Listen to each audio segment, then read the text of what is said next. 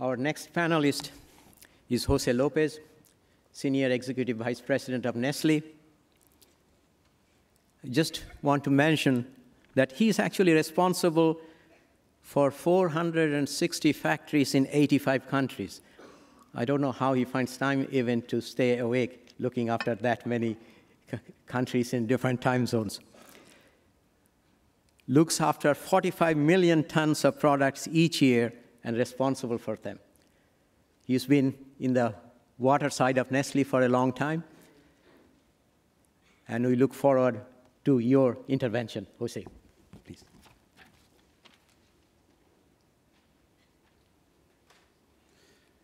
Ladies and gentlemen, good morning. Thank you very much for the opportunity, and I look forward maybe to the questions later on. I'm a technical person.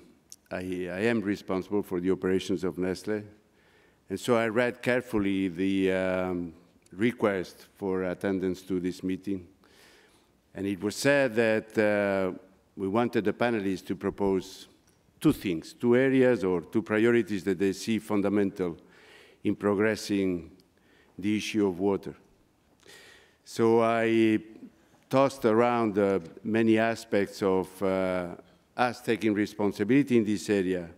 And I thought that I should maybe concentrate my words here today on the following two areas of concern and activity. The first one, which has already been, of course, introduced by the two persons that have intervened here, is the necessity to measure.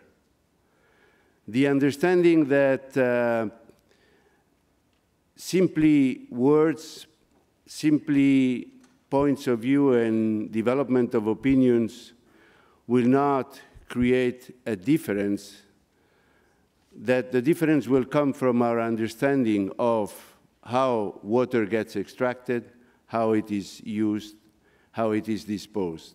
And for that, we need to account.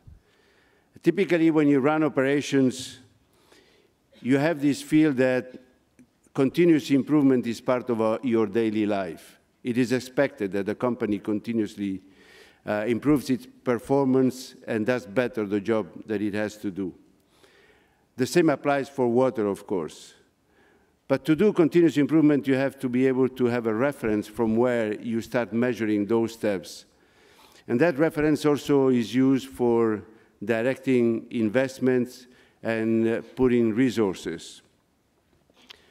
So for a company, the corresponding element vis-à-vis water is, of course, to first have a very clear understanding of what is the direction that you are taking, what are the areas that you are going to focus on, the activities, and then develop a set of measures which we have recently reinstated and reconfirmed to the outside world. Because it is important that as a player in the area of water, you are able to demonstrate progress. And that means also able to demonstrate investments and continuous work on the technical aspects of water utilization.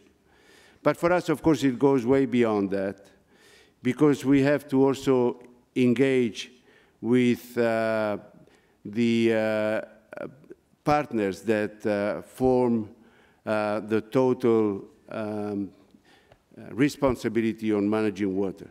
And I think, and that's the second area that I thought I should bring to the attention to the public here today, is, of course, this notion of eventually who is responsible and where are the activities going to emanate from. Often it has been discussed about the nexus of water, food, and energy.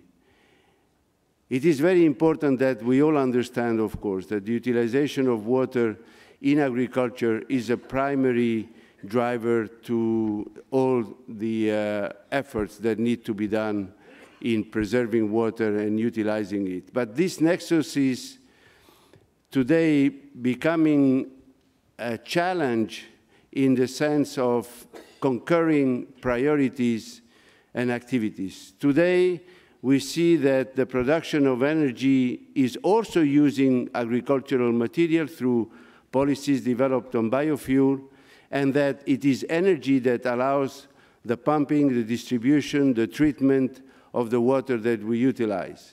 I was reading yesterday on a very interesting article related to waste that it requires up to 60 institutions to be able to make a decision on a very simple environment like a community in a village in France somewhere. When you see the complexity of the decision-making process, we have to therefore concentrate our efforts on how do we engage the different partners in the progress of what we see is a shared responsibility.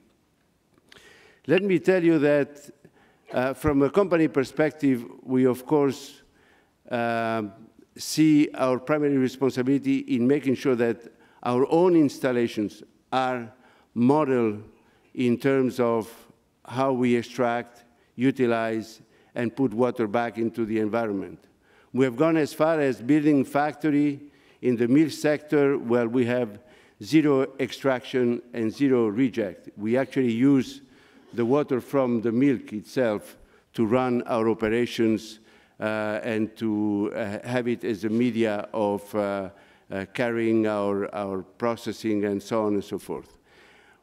But that element of efficiency by a company like ours across its entire operations is, of course, not enough. So we want to see that, and I understood that this forum is in a way a starting block to what will be the discussions of Rio+20. We want to see in there the future elements of progress being accomplished. It is important from the point of view of the measurement that the Millennium Goals incorporate the sustainable aspects of those goals, and that we start to bring out of this very important conference, again, measurable objectives that states can commit behind.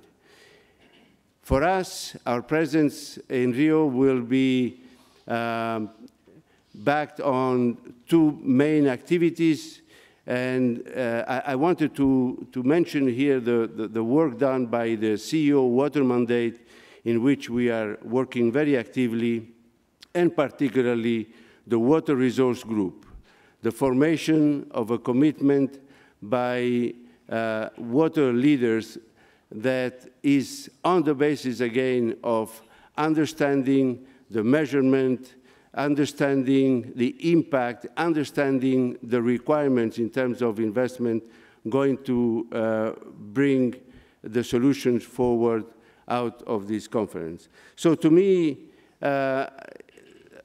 behind the discussions today, we need to focus on these two key areas of priority. One, measuring, creating transparency and traceability in the supply, the utilization, and the disposal of water. Secondly, engaging behind key goals and impacting society as a result of the wider debate. Thank you very much.